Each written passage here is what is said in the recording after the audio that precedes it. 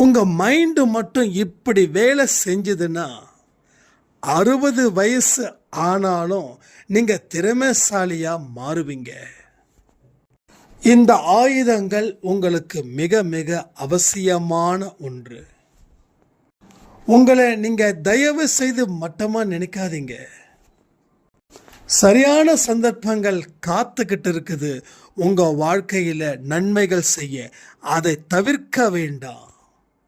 வேண்டுதலை விட சிறப்பான ஒரு வழியும் இருக்கு. உங்கள் மனசில் இப்படிப்பட்ட ஒரு விதையை நீங்கள் விதைக்கும் போது, இந்த பதிவு இதை சொல்லப்பட்டதை தாண்டி சொல்லப்படாத விஷயங்களிலும் நிறைய இருக்குதுங்க. உங்களுடைய ஆழ் மனசில் சாயப்பா தூர்வாருவதற்கு நீங்கள் அனுமதிச்சா அந்த இடம் நிச்சயமாக சுத்தமாக மாறும். எங்கேயோ கிடைந்த குப்பைகளை நீங்கள் சுத்தம் பண்ணாமல் அதை சரி பண்ணணும்னு நினைக்கிறது ரொம்ப தப்பு. அந்த குப்பைகளை சரி பண்ணணும் அப்படின்னா சாயப்பாவால் ஒருவரால் மட்டும்தான் முடியும். ஏன்னா அந்த குப்பைகள் அவ்வளவு நுட்பமாக பதிஞ்சு இருக்குது. அது உங்கள் உடம்புலையும் மனசுலையும் சேர்ந்து இருக்குது. உடம்புக்கு அழுக்கு வந்தால் குளிக்கிறோம், ஆனால் மனசில் இருக்கக்கூடிய அழுக்குகளை வச்சு நம்ம எத்தனை நாள் வாழ முடியும்? அப்போது அந்த மனசில் இருக்கக்கூடிய ஒட்டுமொத்த அந்த நச்சுக்களையும் கடவுளுடைய கரத்தாலே மட்டும்தான் அதை அழிக்க முடியும். இந்த பதிவை முழுமையாக கேளுங்க, கேட்டுட்டு கமெண்ட் பண்ணுங்கள். உங்களுடைய எல்லா கேள்விகளுக்கும் பதில்கள் நிச்சயமாக இந்த பதிவில் இருக்குது.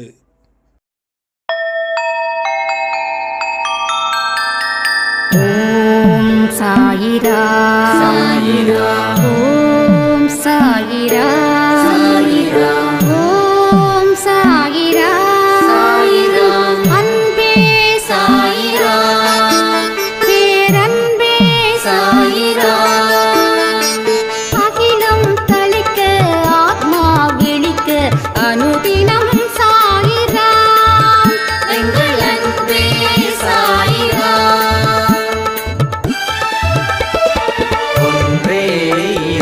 ஒன்றே பூமிக்கென்றும் சாயிரா, சரணம் சாயிரா, நன்றே செய்து வாழ்வோம், நாம் ஒன்றே செய்து வாழ்வோம், அன்பே சாயிரா.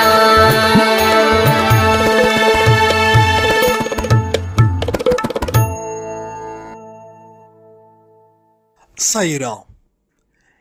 என் உயிரின் உயிரானவர்களே, ஒரு சாய்ராமுடைய கேள்வி, எவ்வளவுதான் பொறுமையா இருந்தாலும் என்னுடைய வாழ்க்கையில் மாற்றங்கள் வரமாட்டேங்குது. இதற்கு மேல பொறுமையா என்னால் எப்படி இருக்கிறதுன்னு தெரியல. அதனால நான் என்னுடைய கோபத்தை வெளிப்படுத்த தான் போறேன். இல்லைன்னா நான் மனதளவில் பாதிக்கப்பட்டவளா மாறிடுவேன். என்னுடைய முடிவை நான் சரியானபடி எடுத்திருக்கேனா, இல்லை வேற ஏதாவது நான் செய்யணுமா அப்படின்னு ஒரு சாய்ராமுடைய கொஸ்டின். அதாவது இவ்வளவு நாள் கஷ்டப்பட்டு கட்டின ஒரு வீட்டை நாம் இடிச்சா என்ன ஆகும்? கிட்டத்தட்ட 7 மாதம் 8 மாதம் கஷ்டப்பட்டு வேர்வை சிந்தி பணத்தை வருமானத்தை பெருக்கி சேர்த்து சேர்த்து சேர்த்து வச்ச காசு இந்த வீடு. இதை நாம் இடிப்போமா சொல்லுங்க? ஏன்னா இடித்து மறுபடியும் கட்டும்போது ஆகக்கூடிய செலவை நம்மால் மறுபடியும் அந்த பணத்தை கொண்டு வந்த சேர்க்க முடியுமா? நாம் இருப்பதே மிடில் கிளாஸ். ஸோ மிடில் கிளாஸில் இருக்கக்கூடிய பீப்புள்ஸ் திரும்ப திரும்ப திரும்ப பணத்தை பெற முடியுமா? அப்போது எப்படி நம்ம வீட்டை நாம் இடிக்கிறோமோ அது போல தான் இவங்களுடைய வாழ்க்கையும் இருக்குது. கட்டி முடிக்கிறதுக்குள்ள என்ன அவசரம்? கட்டி முடிக்கிறதுக்குள்ள அப்படி என்ன நமக்கு கண்டிஷன் இங்க இருக்குது? ஸோ நம்ம வாழ்க்கையில் நமக்கு அடிப்படை பொறுமை அப்படின்றத நீங்கள் யூகிக்கிறதுலாம் வச்சுக்காம கடவுள் என்ன யூகிக்கிறாருன்றதை நீங்கள் தெரிஞ்சுக்கணும். ஒரு விஷயம் நடக்கும்போது அந்த விஷயம் முடிகிற வரைக்கும் நீங்கள் பொறுமையோடு தான் நிச்சயமாக இருக்கணும். அப்போதான் அந்த பொறுமைக்கு ஏற்ற ஒரு பலனை கடவுள் வழங்குவார். 10 வருஷம் பொறுமையா இருந்த ஒரு சாய்ராமுடைய வெற்றி பயணத்தை சொன்னா உங்களுக்கு இன்னும் நம்பிக்கை இருக்கும்னு நினைக்கிறேன். நல்ல படிப்பு, ஆனாலும் வீட்டில் கணவர் ஆணாதிக்கம் பிடிச்ச ஒரு ஃபேமிலி. படிப்பு ப்ளஸ் அழகு ப்ளஸ் திறமை, எப்படிப்பட்ட ஒரு பெண்ணை அவங்க டோட்டலாக ஒதுக்குனாங்க. எல்லோருக்குமே யாராக இருந்தாலும் தன்னுடைய காலடியில் இருக்கணும்னு நினைக்கக்கூடிய ஒரு குடும்பத்தில் அந்த பெண் போனாங்கன்னா அந்த பெண்ணுடைய வலி எவ்வளவு பெருசாக இருக்கும். அந்த வலியையே சாயப்பா குறைச்சி இன்னைக்கு அந்த பெண்ணுக்கு சிவப்பு கம்பளத்தை அந்த குடும்பம் விரிக்குதுன்னா அந்த விரிப்பதற்கு உண்டான காரண கர்த்தா யாரு? அப்போ உங்களுடைய சிந்தனைகள் எதிர்மறை எண்ணங்கள் கொண்டதாக மாறும். எப்போ தெரியுமா? ரிசல்ட்டு எனக்கு இன்னும் கிடைக்கல அப்படின்னும் போது. ஸோ எந்த அளவுக்கு பொறுமையோடும் எந்த அளவுக்கு நம்பிக்கையோடும் எந்த அளவுக்கு முயற்சி மேல முயற்சி செய்தும் உழைத்து கொண்டும் இருக்கிறோமோ அவர்களே வாழ்க்கையில் வெற்றி அடைவார்கள். எழுதி வச்சுக்கோங்க. கடவுள் அவரை சும்மா விட மாட்டாங்க. இப்போ எல்லாமே பறி போறது போல இருக்கும், ஆனா பறி போயிடுச்சுன்னு நம்புற மாதிரி சில சம்பவங்களும் நடக்கும். ஆனா எதுவுமே பறி போகலை, சும்மா ஜஸ்ட் ஒன்லி ஆக்டிங். சினிமாவில் ஆக்டர்ஸ் நடிக்கிறாங்க தானே, 20 பேர் அடிக்க முடியுமா? ஜஸ்ட் ஒரு ஆக்டிங். பட் அந்த ஹீரோ வெளியில் வரும்போது 2 பேருக்கு மேலே சண்டை போட முடியாது, அதுவும் பலசாலியாக இருந்தால் மட்டும். ஒரு 70 வயசு ஹீரோ 10 பேர் அடிக்கிறாரு, முடியுமா? 70 வயசு நம்ம வீட்டில் இருக்காங்க, அந்த 70 வயசு இருக்கிறவங்க அடிக்க முடியுமா? அப்போது எல்லா விஷயமும் உங்களை பயப்படுத்துறது போல பயப்படுத்தும். பட் அது it's not a real, it's a completely real, it's a acting. இதை நாம் புரிஞ்சுக்கணும். அப்போ இதை நாம் எப்படி எடுத்துக்கணுன்றதை பொறுத்து வாழ்க்கையை நாம் அந்த வீட்டை இடிக்கிறோமா இல்லை அதை தொடர்ந்து கட்டி அதில் நம்ம சந்தோஷப்பட போகிறோமா அப்படின்னு. இங்கே எத்தனையோ பேர் இன்னும் வீடு கட்டிகிட்டு இருக்கேன், பணம் இல்லை, பாதியில் நிற்குது அப்படின்னு சொல்கிற அத்தனை பேருக்கும் கடவுளுடைய ஆசீர்வாதம் நிச்சயமாக இருக்கும். உங்களுடைய பணி இன்னும் அடுத்த 1-2 மாதத்தில் தொடங்கும் அப்படின்னு நான் சொல்லிக்கிறேன். யாரும் என்கிட்ட தனிப்பட்ட முறையில் கேட்கல, மனசுக்குள்ளே ஒரு விஷயம் வந்துச்சு, அதை நான் சொன்னேன். ரைட்டா? அதனால் எல்லாமே அவருடைய ஆணையின் படி, எல்லாமே அவருடைய விருப்பத்தின் படி இங்கே தொடர்ந்து நடக்குது. நீங்களும் தொடர்ந்து நடக்கணும். அவர் தொடர்ந்து நடக்கிறாருன்னா நீங்கள் நடக்கணும். அவர் நடக்க விட்டுட்டு நீங்கள் நின்னீங்கன்னா அவரும் நின்றுடுவார். அப்போது அவருக்கும் உங்களுக்கும் இருக்கக்கூடிய அந்த தூரம் பெரிய அளவில் இருந்துடும். அவர் நினைக்கிறாரு நம்ம பின்னாடி தான் நம்ம பிள்ளை வருது, ஆனால் நாம் நின்றுட்டோம். அவர் திரும்பி பார்க்குறாரு, இல்லை. நீங்களும் அவரை பார்க்குறீங்க, இல்லை. இதுதான் உங்கள் வாழ்க்கையிலே தொடர்ந்து நடக்குது.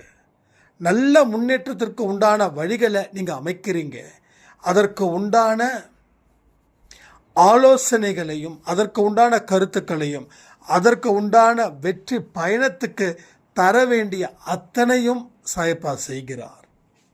ஆனால் உங்களால் அந்த பயணத்தை தொடர்ந்து நடத்த முடியல. பயணம் கால்வாசியில் இல்லை அரைவாசியில் இல்லை முக்காவாசியில் போயிடுது. ஸோ பயணம் முக்காவாசியில் போனாலும் வெற்றி பெற முடியாது, கால்வாசியில் போனாலும் வெற்றி பெற முடியாது. பயணத்தை ஆரம்பிக்கவே இல்லை அப்படின்னாலும் அந்த வெற்றி பயணத்தை நாம் பெற முடியாது. ஸோ இதற்குத்தான் நீங்கள் தயாராகணும். நீங்கள் தயாராகக்கூடிய மனநிலையில் நீங்கள் இருக்கணும். ஸோ அந்த தயார் நிலையில் நீங்கள் இருக்கும்போது உங்களுடைய வாழ்க்கையில் ஏற்பட்ட கஷ்ட நஷ்டத்தை உங்களால் சமாளிக்க முடியும், உங்களால் ஹேண்டில் பண்ண முடியும். எதுவுமே நம்ம பலத்தை தாண்டி துன்பங்கள் கடவுள் கொடுக்கல. ஒரு துன்பம் வருதுன்னா அது உன்னால் சரி பண்ண முடியும், அது உங்களால் மட்டும்தான் சரி பண்ண முடியும். புரியுதா? உங்களால் சரி பண்ணுறத நீங்கள் சரி பண்ணாமல் வேற யாராவது சரி பண்ணணும்னு காத்துக்கிட்டு இருந்தால் அந்த பிரச்சனை சரி ஆகாது. இதற்கும் ஒரு உதாரணத்தை என்னால் சொல்ல முடியும். நம்ம அன்பி சாய் குடும்பத்தில் அவங்க நேம் திவாகரன். யாராவது ஹெல்ப் பண்ணணும் அப்படின்னு சொல்லி படித்து 5 வருஷம் ஆகுது, படிப்பு முடிச்சு 5 years கம்ப்ளீட் ஆகுது.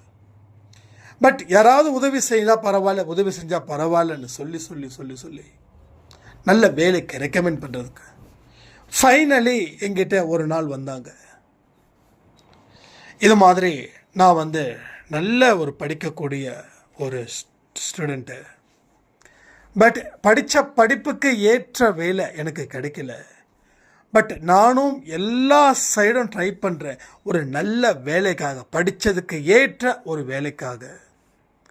பட் என்னால் அதில் இருந்து மீளவே முடியல. நான் எதிர்பார்க்குற வேலை கிடைக்காம நான் படித்த படிப்புக்கு சம்பந்தம் இல்லாத ஒரு வேலை கிடைக்குது. நான் என்ன பண்ணுறது அப்படின்னு நான் சொன்னது ஒன்று தான், வேலைக்காக காத்திருக்காதீங்க. உங்களுக்குள்ள ஏதோ ஒரு விஷயத்தை நம்ம சாயப்பா வச்சிருக்காரு. சாயப்பாவை எத்தனை வருஷமாக வணங்குறீங்கன்னு கேட்கும்போது நான் 3 வருஷமாக வணங்குறேன். சாயப்பாவை தாண்டி எந்த கடவுளையும் வணங்க மனது இல்லை. அதுக்காக கடவுள் இல்லைன்னு சொல்ல மாட்டேன். எனக்கு சாயப்பா தான் என்னுடைய உயிர். ஆனால் அவரே எனக்கு இப்படிப்பட்ட சோதனைகளை ஏன் கொடுக்குறாருன்னு தெரியலன்னு சொல்லி அழுதாங்க. ஏன்னா அவங்க ஃபேமிலியோட பேக்ரவுண்ட் அப்படிப்பட்டது. அப்போ நான் சொன்னேன், உங்களுக்கு வேறு என்னென்னலாம் தெரியும் அப்படின்னு. நான் நல்லா சமைப்பேங்க அப்படின்னாரு. நான் திருப்பி ஒரே வார்த்தை கேட்டேன், ஒரு 10,000 ரூபாய் இன்வெஸ்ட்மெண்ட் பண்ணி ஏதாவது ஒரு தள்ளுவண்டி கடை போட்டு செய்ய முடியாதுன்னு. எங்க படித்த படிப்பு அப்படின்னாரு. படித்த படிப்புக்கு ஏற்ற வேலை முக்கியமா இல்லை பிடிச்ச வேலை செய்கிறது முக்கியமா அப்படின்னு கேட்டேன். படிக்கிற படிப்பு ஒரு ஓரமாக இருக்கட்டும், அது வேண்டான்னு சொல்லலை. பட் தள்ளுவண்டி கடை போடுறதுல உங்களுக்கு சம்மதமா? எஸ் சம்மதம். அப்போ அதற்கு தகுந்த முயற்சிகளை எடுங்க அப்படின்னு. தள்ளுவண்டி கடை ஒரு நாளைக்கு ஐ திங்க் 200-300 வாடகை. இவரும் அவங்களுடைய அம்மாவும் சேர்ந்து ஒவ்வொரு நாளும் மதியானம் 12 மணிக்கு சாப்பாடு அந்த கடை ஆரம்பிப்பாங்க. ஈவினிங் 3 மணி வரைக்கும் நல்ல இடத்த சூஸ் பண்ணாங்க சாயப்போட ஆசீர்வாதத்தால். இன்றைக்கி ஓஹோன்னு சம்பாதிக்கிறாங்க. தள்ளுவண்டி கடை இல்லை, தள்ளுவண்டி கடை முன்னாடி இருக்கும். ஒரு கடையை வாடகைக்கு எடுத்து அவங்க அதை செஞ்சுக்கிட்டு இருக்காங்க. இன்றைக்கி மாதத்துக்கு 70-80,000 ரூபாய் சம்பாதிக்கிறாங்க. அப்போ உனக்குள்ள ஒரு உதவி இருக்குது, உனக்குள்ள ஒரு திறமை இருக்குது. நீ யாரை நம்பியே காத்திருக்காத. நீ காத்திருந்தா கடைசி வரைக்கும் காத்துக்கிட்டு தான் இருக்க முடியும். அப்போது இவர் அந்த வேலைக்காக காத்திருந்தாருன்னா இப்போ வரைக்கும் அவர் காத்திருக்கணும். இல்லை வேற வேலையை தேடி வேற வழி இல்லாமல் செய்திருக்கணும். ஆனால் இன்னைக்கு 70க்கு மேலே சம்பாதிக்கிறாருன்னா அவருடைய மனநிலையில் எவ்வளவு ஒரு சந்தோஷம் இருக்கும். பிடிச்சதை தொழிலாக ஆயிடுச்சுன்னா வாழ்க்கையில் சொல்லவா வேணும் அந்த இன்பத்தை. யோசிச்சு பாருங்க. அப்போ யாராவது உதவி செய்வார்கள் அப்படின்னு சாயப்பாவோட அன்பு குழந்தைகள் காத்திருக்க வேண்டிய அவசியம் இல்லை. காத்திருந்தா கிடைக்காதுன்னு நினச்சிக்கோங்க. உங்களுடைய சொந்த திறமைகளை வச்சு முன்னுக்கு வரணுன்றது சாயப்பாவுடைய ஆர்வம், அவருடைய விருப்பம். அவருடைய விருப்பத்தை நாம் நிறைவு செய்வது தான் ஒரு நல்ல குழந்தைக்கு அடையாளம் நினச்சி நீங்கள் செயல்பட ஆரம்பிச்சிடுங்க. ரைட்டா? கடவுளுடைய சக்தி, உங்களுடைய முயற்சி, உங்களுடைய உழைப்பு, உங்களுடைய தியாகம், உங்கள் மேலே வச்சிருக்கக்கூடிய நேர்மறை எண்ணங்கள் தான் உங்கள் வாழ்க்கையை மாற்றக்கூடிய ஆயுதங்கள். உங்கள் வீட்டில் ஒரு திருடன் பூந்திருக்கான் அப்படின்னா அந்த திருடனை நீங்கள் என்னென்ன ஆயுதங்களை எடுத்துகிட்டு போகிறீங்கன்னு உங்களுக்கு தெரியும் இல்லையா? ஏன்னா அந்த திருடனை நிச்சயமாக அடிக்கணும். அடித்து அவனை போலீஸில் பிடிச்சி கொடுக்கணும். அந்த தேவைப்படக்கூடிய ஆயுதத்தை எடுத்துக்கிட்டு தான் நீங்கள் உங்கள் வீட்டுக்குள்ளே போவீங்க.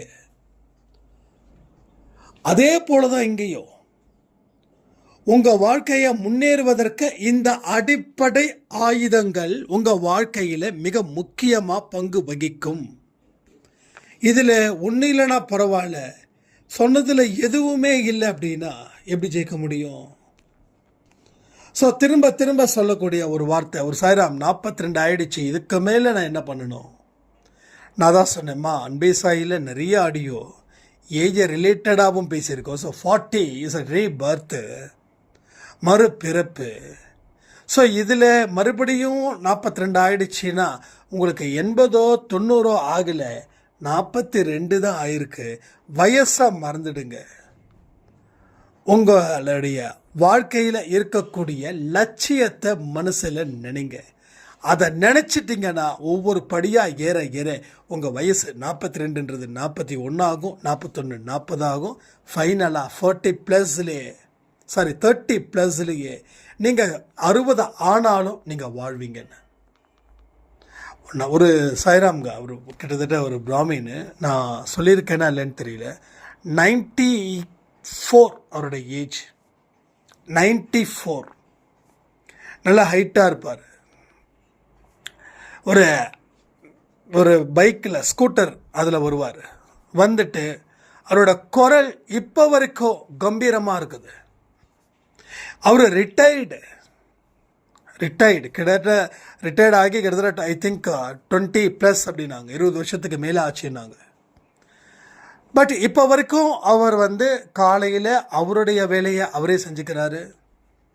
அவங்க வீட்டில் இருக்கக்கூடிய பின்னாடி இருக்கக்கூடிய கார்டனை சுத்தம் பண்ணுறாரு. நிறைய நடக்கிறாரு.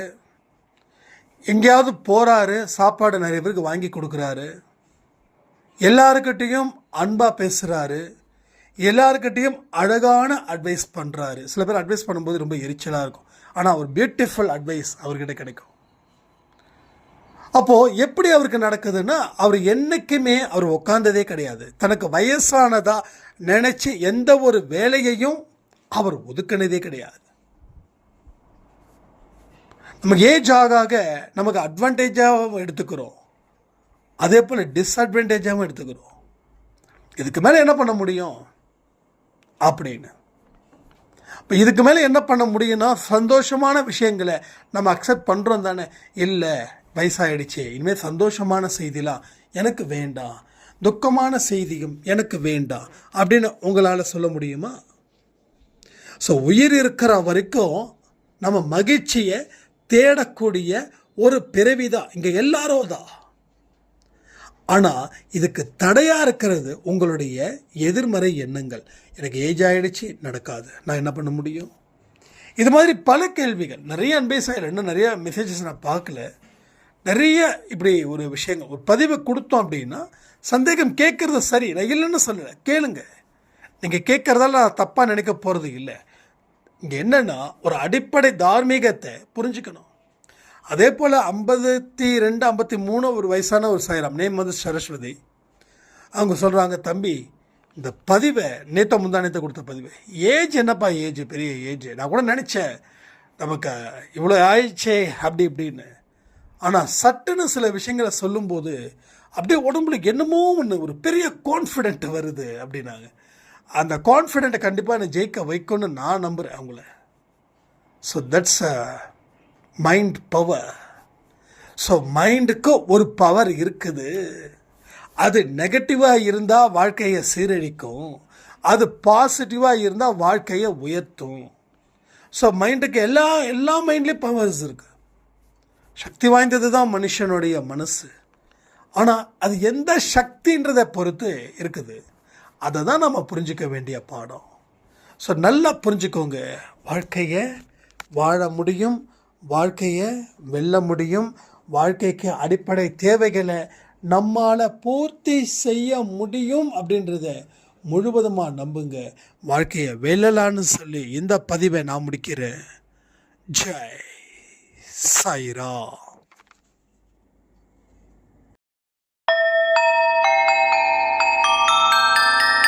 ஓம் சாயிரா சாயிரா, ஓம் சாயிரா சாயிரா, ஓம் சாயிரா சாயிரா, அன்பே சாயிரா, பேரன்பே சாயிரா, அகிலம் தளிக்க ஆத்மா விழிக்க அனுதினம் சாயிரா, எங்கள் அன்பே சாயிரா.